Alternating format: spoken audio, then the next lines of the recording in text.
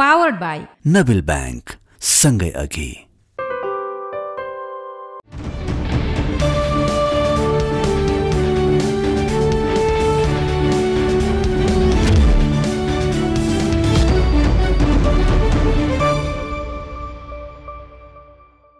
तथ्यमा टेकेर सत्यको खोजी। नमस्कार, स्वागत छ खबर अन्वेषणमा। म धीरज बस्नेत। दर्शकवृन्द, दुनियाँमा धेरै चीज बदल्न सकिएला, तर चाहेर पनि छिमेकी बदल्न सकिन्न। त्यसैले छिमेकीसँगको सम्बन्ध नबिगारेकै जाति। सायद यही सोचेर हुनुपर्छ हाम्रा देशका नेताहरू प्रधानमन्त्री हुने बित्तिकै सबैभन्दा पहिला भारतको दर्शन गर्न पुग्छन्। त्यो पनि यसरी झुकेर जान्छन् कि मानौ ऊ मालिक हो, हामी दास, ऊ दाता हो, हामी माग्ने। समानान्तर हैसियत राख्ने गरी हाम्रा अक्सर प्रधानमन्त्रीहरू भारत गएको इतिहास छैन। यी कुरामा समस्या छन्, यी हाम्रा माग हुन्, यसलाई सम्बोधन गर्नुपर्छ भनेर एजेन्डा बोकेर गएको रेकर्ड छैन। बस जान पाए पुग्यो भने जसरी भारत हुइकिहाल्ने हाम्रा शासकहरूलाई भारतले कम महत्त्व दियो भनेर चिच्याउनुको के अर्थ छ र? मुख्य समस्यामा चासो नै दिएन, खुद्रे सम्झौता गरेर पठायो भनेर कराउनुको के तुक छ र? यदि तयारीका साथ एजेन्डा बोकेर जान्थे भने सायद उहिले सीमाको समस्या समाधान गर्न भारत बाध्य हुने थियो। असमान सन्धि खारेज गर्न तयार हुने थियो। हरेक सम्झौताहरू कागजमा सीमित गरेर आफ्नो लाभको मात्रै काम गर्न बन्द गर्ने थियो।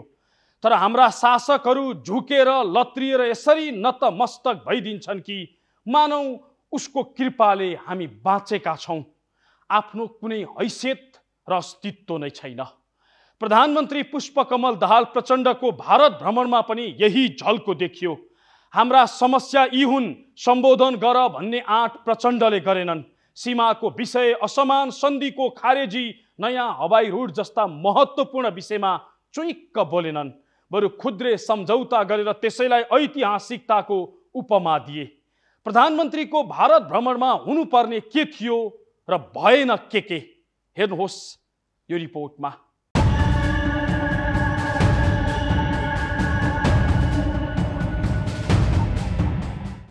बिहिबार नेपाल र भारत बीच विभिन्न 7 बुँदे सम्झौता र समझदारी भए, जसलाई कतिपयले ऐतिहासिक भनेर टिप्पणी समेत गरे।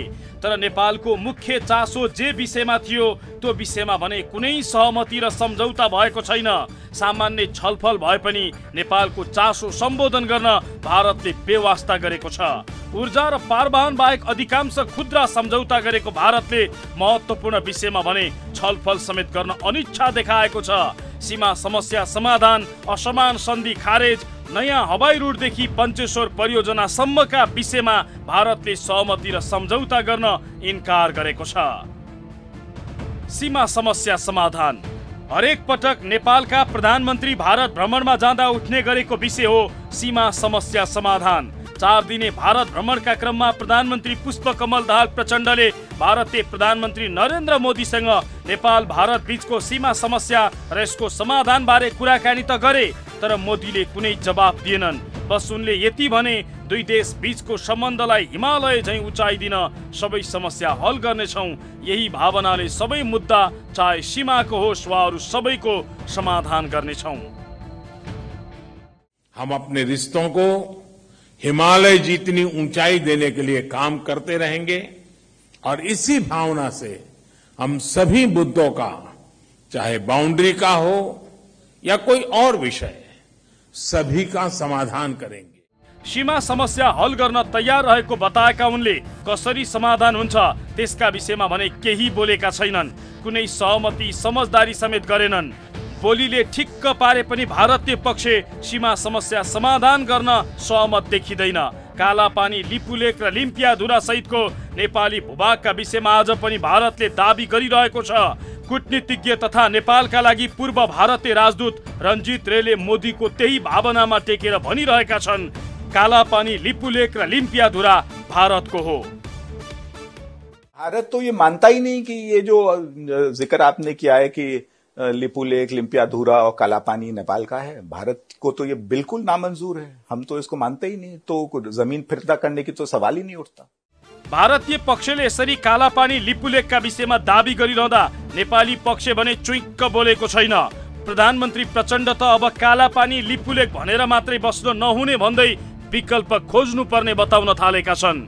उनले शुक्रबार दिल्लीमा नेपालका सञ्चारकर्मीहरूसँग कुरा गर्दै भने कालापानी भारतलाई नै दिएर बङ्गलादेश जाने सिधा बाटो लिन सकिन्छ। हाम्रो बङ्गलादेशसँग सिधै हामीलाई जाने बाटो हामीलाई चाहिएको छ भन्ने कुरा नेपालको उहिलेदेखिको आवाज उठिरहेको कुरा नै हो। हाम्रो आवश्यकता पनि हो, चाहना पनि हो। त्यसमा कहीँ म्यानेज गर्न सक्ने हो भने पनि एउटा हल हुन सक्छ। हाम्रा चाहिँ विज्ञहरूको सुझाव एउटा त्यो आउने पनि गरेकै छ। नेपालमा विज्ञहरूले त्यतापट्टि पाउने हो भने ठिकै छ भन्ने खालको नि कुरा आछ, त्यो पनि हुन सक्छ। सीमा समस्या समाधानका लागि नेपालले दबाब दिनुको साटो यसै गरी लत्तो छाड्दा भारतीय पक्षले पेल्दै आएको छ, जसका कारण दशकौंदेखि यो समस्या चर्किरहेको छ। नम्बर 2, इपिजी प्रतिवेदन कार्यान्वयन। सीमा समस्या जस्तै अर्को पेचिलो विषय हो असमान सन्धि खारेज, जसका विषयमा अध्ययन गर्न र सुझाव दिन नेपाल र भारतका प्रबुद्ध व्यक्तिहरूको समूह इपिजी गठन गरिएको थियो। इपिजीले प्रतिवेदन तयार पारेको 5 वर्ष बितिसकेको छ, जसमा 1950 को असमान सन्धि खारेज गर्नुपर्ने कुरा उल्लेख छ। तर यो प्रतिवेदन कार्यान्वयन गर्न भारतले बेवास्ता गरिरहेको छ। प्रधानमन्त्री प्रचण्डले यसपटकको भारत भ्रमणमा यो विषय नै उठाएनन्। माहौल नबिग्रियोस् भनेर उनले यो विषय नउठाएको रे। उनी आफैले भनेका छन् भारतले अनिच्छा व्यक्त गरिरहेका बेला इपिजी बारे नेपालले कुरा उठाएर पनि माहौल बन्ने अवस्था नरहेकोले अहिलेलाई इपिजी प्रतिवेदनको विवादमा अल्झिनु भन्दा अन्य विषयमा हल गर्दै अघि बढ्नु नै उचित हुन्छ भन्ने ठानेर यो विषय नउठाएका हौं। त्यो विषय नेपालमा हामी सबैले त्यसलाई अलि बढी गम्भीरतापूर्वक लिएको स्थिति त हो। तर अब यो विषय मलाई के लाग्यो भने यो विषयमा चाहिँ विवाद गरेर चाहिँ सबै काम अड्काएर बस्नुभन्दा फुकाउने काम फुकाउँदै जाने र पछि वातावरण बनाएर यो इपिजी पनि एउटा बिन्दुमा गएपछि हुन्छ भन्ने। इपिजी प्रतिवेदन कार्यान्वयनको विषय नेपालका कुनै पनि प्रधानमन्त्री भारत भ्रमणमा जाँदा उठाएका छैनन्। भारतीय प्रधानमन्त्री मोदीले पनि यसलाई 5 वर्षदेखि निरन्तर बेवास्ता गरिरहेका छन्। नम्बर 3, नयाँ हवाई रुटका विषयमा भएन सम्झौता। खुद्रे सम्झौता गरेर टारेको भारतले नेपाललाई नयाँ हवाई रुट दिने विषयमा भने कुनै सहमति गरेन। नेपालमा बनेका 2 नयाँ विमानस्थलमा नियमित उडानका लागि नयाँ हवाई प्रवेश बिन्दु अनिवार्य जस्तै भएको छ। नेपालले सन् 2010 यता बारम्बार थप हवाई प्रवेश बिन्दु माग गरे पनि भारतले विभिन्न कारण देखाउँदै पछि हट्दै आएको छ। प्रधानमन्त्री दाहालले भ्रमण अघि नयाँ हवाई रुट दिने विषयमा भारत सकारात्मक भएको बताएका थिए। तर बिहिबार मोदीसँग विभिन्न 7 बुँदे नयाँ सम्झौता भए पनि हवाई प्रवेश रुटको विषयमा भने सम्झौता हुन सकेन। छलफलपछि 2 देशका प्रधानमन्त्रीले गरेको संयुक्त पत्रकार सम्मेलनमा भारतीय प्रधानमन्त्री नरेन्द्र मोदीले हवाई रुटको विषयमा एक शब्द पनि उच्चारण गरेनन्। आफूलाई नसोधी बनाएको भन्दै भारतले नयाँ विमानस्थललाई इगोका रूपमा लिएको स्वयं प्रधानमन्त्री प्रचण्डका राजनीतिक सल्लाहकार बताउँछन्। अन्तर्राष्ट्रिय विमानस्थल बनाउँदाखेरि अलिकति अब कति हामीले छलफल गरियो, बहस गरियो कि सिमानामा त्यो बनाउँदा अलिकति छलफल बहस गरिएकै गरिएन भन्ने विषय पनि होला हैन। भारतको सिमानामा त्यत्रो अन्तर्राष्ट्रिय एयरपोर्ट बनाउँदा हैन नेपालले पनि चासो राखेन हामीलाई हैन के छ हामीले सोधेर भन्ने पनि होला। अब अर्को भारत चीन सम्बन्धको कारणले पनि अलिकति त्यसले पनि असर गरेको होला। अब सुरक्षाका चासोहरू पनि होला। तर पनि मलाई लाग्छ कि फेरि हामीले त बनिसक्यो, अब त बनिसक्यो, त्यहाँ पनि बनिसक्यो, पोखरा नै बनिसक्यो होइन। अब बनेपछि त अब चाहिँ भारतले सहयोग नगरी त होइन भोलि त्यो सुचारू गर्न त गाह्रो हुन्छ, अप्ठ्यारो पर्छ। त्यसले गर्दा हाम्रो समस्यालाई पनि भारतले बुझिदिनुपर्छ। भारतले नयाँ हवाई रुट नदिएको अवस्थामा भैरवा र पोखराका अन्तर्राष्ट्रिय विमानस्थल सञ्चालन गर्न कठिन पर्नेछ। अहिलेसम्म पोखराबाट एउटा पनि अन्तर्राष्ट्रिय उडान हुन सकेको छैन। नम्बर 4, पञ्चेश्वर परियोजना अझै अलमलमा। महाकाली सन्धि अनुसार पञ्चेश्वर बहुउद्देश्य परियोजनाको डीपीआर तयार भए पनि नेपाल र भारत बीच अझै कार्यान्वयनका लागि सहमति जुटेको छैन। यद्यपि संयुक्त सम्बोधनमा प्रधानमन्त्री प्रचण्डले पञ्चेश्वर परियोजनामा भारतीय समकक्षी मोदीसँग आगामी 3 महिनाभित्र सहमतिमा पुग्न सकिने गरी छलफल गरेको जनाएका छन्। पञ्चेश्वरको परियोजनाका लागि 3 महिनामा डीपीआर तयार गर्ने दुवै देशका अधिकारीहरूलाई निर्देशन दिएको प्रधानमन्त्रीको दाबी छ। 1 वर्षभित्र परियोजनाको मोडालिटी तय हुने उनले उल्लेख गरेका छन्। डीपीआर बनाउने लगायतका विषय वर्षौंदेखिको रटान हो। पञ्चेश्वर परियोजनामा 4800 मेगावाट क्षमताको विद्युत, सिँचाइ र बाढी नियन्त्रण जस्ता बहुउद्देश्य परियोजनाहरू छन्। पञ्चेश्वर नेपालले सम्झाइरहने र भारतले बिर्सिरहने परियोजना हो। यस्ता महत्त्वपूर्ण विषयमा सम्झौता नगरी भारतले खुद्रै विषयहरूमा सम्झौता गरेर नेपाललाई अल्म ल्याएको छ।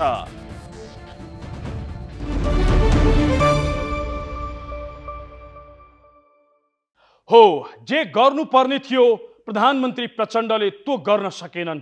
बरु खुद्रे सम्झौता गराएर त्यसैमा रमाइरहेका छन्। यद्यपि बिहिबार भएको सम्झौतामा पारवाहन सम्झौता र विद्युत व्यापार सम्झौतालाई धेरैले ऐतिहासिक भनिरहेका छन्। के साँच्चै ऊर्जा सम्झौता ऐतिहासिक नै हो त? यो विद्युत व्यापारको नाममा नेपालका नदी नाला भारतले कब्जा गर्न खोजेको के हो खास भित्री कुरा? यो तथ्य देखाउनेछौँ तर एकैछिनको विश्रामपछि।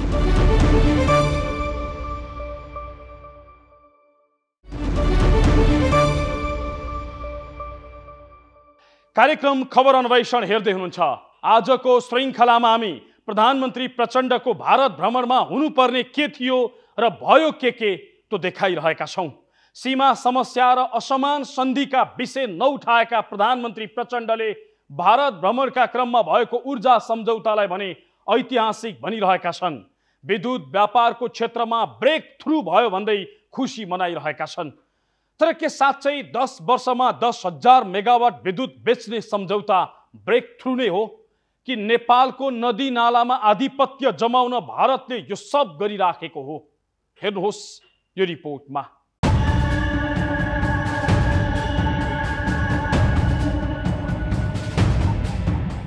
पिछले साल हमने पावर सेक्टर में सहयोग के लिए एक लैंडमार्क विजन डॉक्यूमेंट अपनाया था।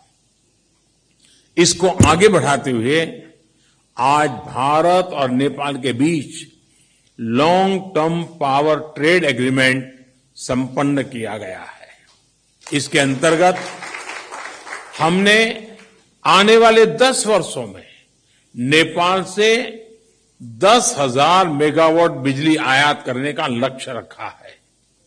फुकोट, कर्णाली और लोअर अरुण हाइड्रो इलेक्ट्रिक परियोजनाओं पर हुए समझौते से विद्युत क्षेत्र में सहयोग को और बल मिला है। भारतसँग भएको 7 बुँदे सम्झौता मध्ये विद्युत व्यापार सम्झौतालाई धेरैले महत्त्वपूर्ण र ऐतिहासिक सम्झौता भनेका छन्। नेपालको सरकारी पक्षले यसलाई ऊर्जाको क्षेत्रमा ठूलो ब्रेक थ्रु नै भनेका छन्। प्रधानमन्त्री पुष्पकमल दाहाल प्रचण्डले त आफ्नो प्रशंसा गर्दै ठूलो सफलता हात लागेको पत्रकारहरूसँग भन्न समेत भएका छन्। मिडिया कभर छ, इन्डियाको मेनलाइन मिडिया भनौँ न, मेजर मिडियाले times of India, Hindustan times देखि सबैले जुन महत्त्वको साथ कभर गरेका छन् त्यस्तो कहिले नै हुँदैन थियो। कुनै प्रधानमन्त्रीको सन्दर्भमा हुँदैन थियो। यसले यिनीहरूले चाहिँ अहिले अलिक बढी नै चाहिँ महत्त्व दिएको त प्रष्टै देखियो। अब आउटकम के भयो भन्दा चाहिँ हामीले हेर्दा हामीले पहिलेदेखि सबभन्दा बढी जोड दिएको भनेको बिजुलीको व्यापार, विद्युत व्यापारसम्म लङ टर्म पावर ट्रेड हुन्छ कि हुँदैन भन्ने कुरा। नेपालको साँच्चै भन्ने हो भने आर्थिक क्षेत्रमा एउटा समृद्धिको एउटा दिशामा अगाडि जाने भनेको हामीसँग भएको, हामीसँग जे पोटेन्सियल छ त्यसको सही मार्केटिङ गर्न सक्दाखेरि नै हुने कुरा हो। त्यो भनेको चाहिँ वास्तवमा पावर ट्रेड नै थियो। प्रधानमन्त्री प्रचण्ड ऐतिहासिक सम्झौता भन्दै जसरी उत्साहित भएका छन्, यो साँच्चै त्यस्तै ऐतिहासिक सम्झौता हो त? विज्ञहरूका अनुसार भारतले अरूको पनि विद्युत खरिद गरे र अनेकन बहाना गरेर अवरोध नगरे यो ऐतिहासिक सम्झौता नै हो। इतिहास त्यस्तो छैन र यो सम्झौता भारतले कसले बनाएको परियोजनाबाट बिजुली खरिद गर्ने भन्ने विषय पनि स्पष्ट छैन। भारतीय प्रधानमन्त्री नरेन्द्र मोदीले 10 वर्षमा 10,000 मेगावाट बिजुली खरिद गर्ने भने पनि त्यो बिजुली भारतले लगानी गर्ने हाइड्रो पावरबाट लिने हो वा नेपालले उत्पादन गरेको हाइड्रोबाट लाने हो भन्ने स्पष्ट छैन। अर्को कुरा, 10 वर्षमा 10,000 मेगावाट बिजुली उत्पादन गर्न सक्छ त भन्ने प्रश्न पनि छ। प्रधानमन्त्रीसँगै भारत पुगेका नेपाल विद्युत प्राधिकरणका प्रमुख कार्यकारी निर्देशक कुलमान घिसिङले भने यो सम्भव रहेको र यो सम्झौताले विद्युत व्यापारमा ठूलो लाभ मिल्ने दाबी गरेका छन्। भएपछि उत्पादन हुन्छ, बजार भएपछि उत्पादन हुन्छ। अब तपाईहरू बजार खोज्न लाग्नु पर्दैन नि त, भारतले बजार दियो नि तपाईहरुले। आउनुस्, उत्पादन गर्नुस्, ल्याउनुस्, हामी बिजुली किन्न तयार छौँ भनेर भारतीय प्रधानमन्त्रीले ओपन भन्नुभयो आज। भारत मात्रै होइन, बङ्गलादेशको पनि बजार ओपन हुँदैछ। त्यसै कारणले विद्युतको, नेपालको जलविद्युतको बजार यो क्षेत्रमा ओपन हुँदैछ। त्यसले गर्दाखेरि नेपालको जलविद्युत उत्पादनमा अब फड्को मार्छ।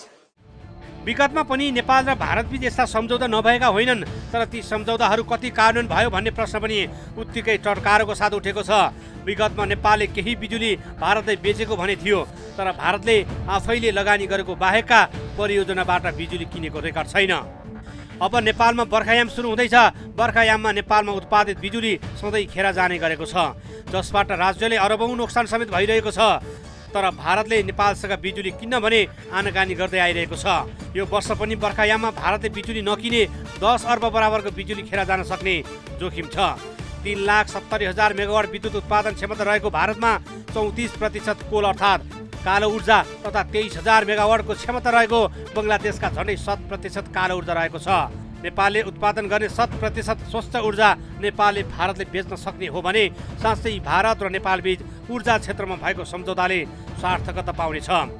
तल्लो अरुण र फुकोट कर्णाली भारतलाई विद्युत व्यापार सम्झौता गरेको नेपालले 679 मेगावाटको तल्लो अरुण र 480 मेगावाटको फुकोट कर्णाली जलविद्युत आयोजना भारतलाई सुम्पिएको छ।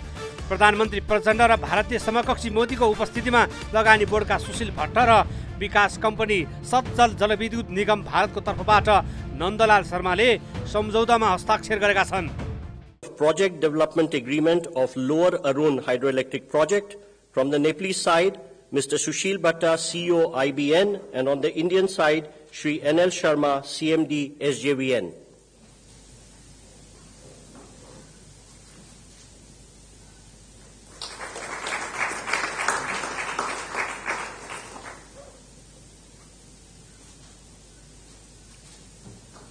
Thank you, sir. सम्झौता पत्रमा तल्लो अरुणबाट नेपालले जम्मा 21.9% मात्रै विद्युत पाउने उल्लेख छ। बाँकी 88.1% विद्युत भारतले लानेछ। यस्तै दिल्लीमा बिहिबार सम्झौता पत्रमा हस्ताक्षर भएको अर्को आयोजना फुकोट कर्णालीमा पनि भारतीय कम्पनी NHPC को 51% लगानी र नेपालको विद्युत उत्पादन कम्पनी लिमिटेडको जम्मा 49% लगानी रहने उल्लेख छ। यसको क्षमता 480 मेगावाट छ भने यो आयोजना निर्माणका लागि 93 अर्ब 20 करोड रुपियाँ लाग्ने अनुमान छ। अब यहाँनिर प्रश्न उठ्छ कि पानी नेपालको, जमिन नेपालको, तर केही लगानी गरेको भरमा आधा भन्दा धेरै बिजुली उनीहरूले लान पाउने यो कस्तो सम्झौता हो? ऊर्जा क्षेत्रमा ब्रेक थ्रू भन्ने प्रधानमन्त्रीले यति कुरा किन हेक्का नराखेको भन्दै विज्ञहरूले प्रश्न गर्न थालेका छन्।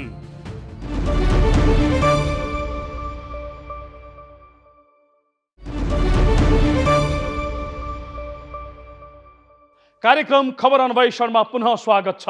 आजको श्रृङ्खलामा हामी प्रधानमन्त्रीको भारत भ्रमणका क्रममा के भयो र सम्झौता कार्यान्वयनको अवस्था कस्तो छ त्यो देखाइरहेका छौँ।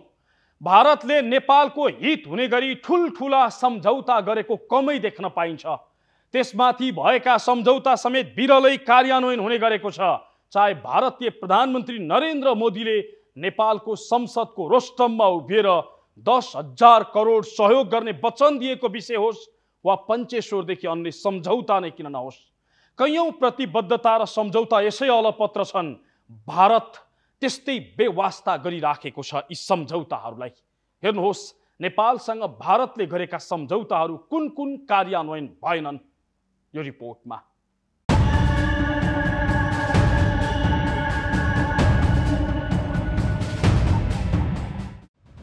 नेपालले सबैभन्दा धेरै कुनै देशसँग सन्धि, सम्झौता र सहमति गरेको छ भने त्यो भारत हो, जहाँ हरेक पटक नेपालका प्रधानमन्त्री जाँदा होस् वा भारतीय प्रधानमन्त्री नेपाल आउँदा नै किन नहोस् अनेकन सहमति र सम्झौता हुन्छन्। त्यसबाहेक पनि बेला बेला विभिन्न खाले छलफल र विपत्तिका बेला भारतले सहयोगको घोषणा गर्दै आएको छ। तर भारतले सहयोगको जति प्रतिबद्धता गरेको छ कार्यान्वयनमा भने त्यसअनुसार गरेको भेटिँदैन। कैयौं सम्झौताहरू नै अल्पत्र बनाएको छ।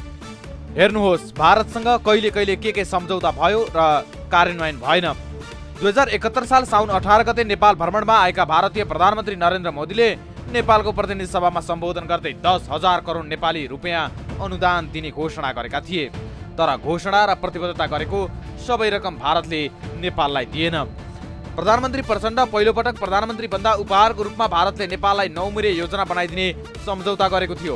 तर भारत अनुकूलको सहमति नमान्दा नेपाल सरकारले 9 वर्षपछि आफै स्रोत जुटाएर काम सुरु गर्यो। 2048 सालमा तत्कालीन प्रधानमन्त्री गिरिजाप्रसाद कोइरालाले भारतको भ्रमण गरेका थिए। त्यति बेला कोइरालाले भारतसँग व्यापार र पारवहन, सप्तकोशी बहुउद्देश्य परियोजना, पञ्चेश्वर परियोजनालाई बढाउने सम्झौता गरेका थिए। तर ती विषय अझै ओझलमै छन्। 2057 मा कोइराला तेस्रो पटक प्रधानमन्त्री भएपछिको भ्रमणका बेला महाकाली सन्धि कार्यान्वयन गर्ने र सन् 1950 को सन्धिका विषयमा छलफल गर्न परराष्ट्र सचिवहरूलाई जिम्मा दिने सहमति भएको थियो।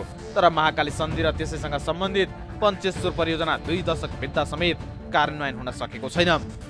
2066 सालमा प्रधानमन्त्री बनेका माधव नेपालको भारत भ्रमणका बेला नेपालले वैदेशिक व्यापारका लागि विशाखापट्टनम बन्दरगाह प्रयोग गर्ने, 1950 को सन्धि पुनरावलोकन गर्ने, पञ्चेश्वर परियोजनालाई बढाउने लगायतका सम्झौता भए। ती सम्झौता अझै कार्यान्वयन भएका छैनन्।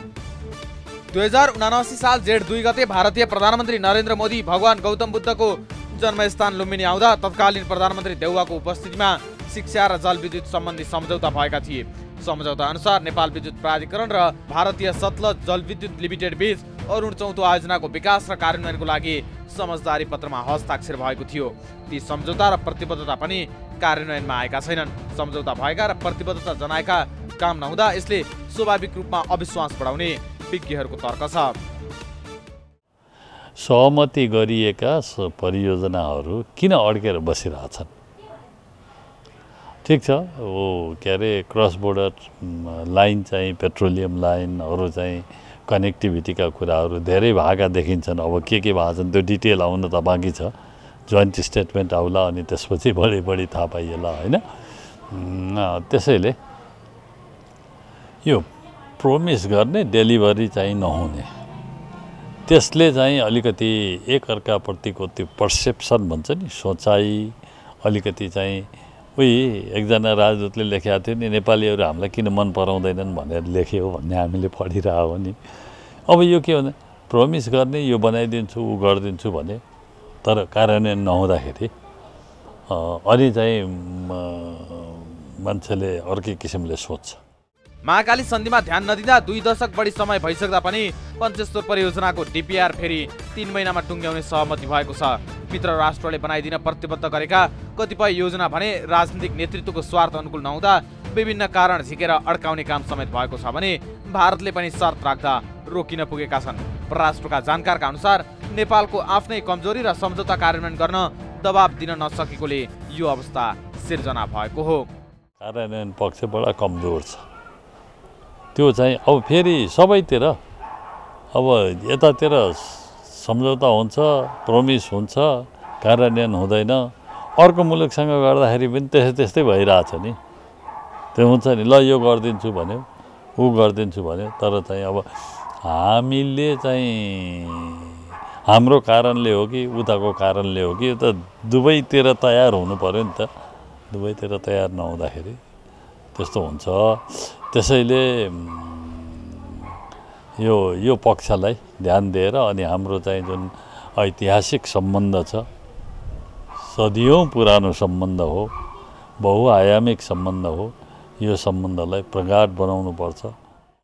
यसपटक प्रधानमन्त्री प्रचण्डको भ्रमणका क्रममा भारतले 10 वर्षमा 10,000 मेगावाट बिजुली किन्ने सम्झौता गरेको छ। तर कसरी किन्ने? आफैले बनाएको परियोजनाको मात्रै लाने कि नेपालले वा अन्य देशले पनि उत्पादन गरेको विद्युत किन्ने हो भन्ने कुरामा केही बोलिएको छैन। हेर्दा ऐतिहासिक सम्झौता भए झैँ देखिने, तर कार्यान्वयन नहुँदा त्यसले निराशा बढाउँदै लगेको छ। यसपटक भएका सम्झौता पनि त्यस्तै बन्ने हो कि भनेर विज्ञहरू चिन्ता व्यक्त गर्दै आएका छन्।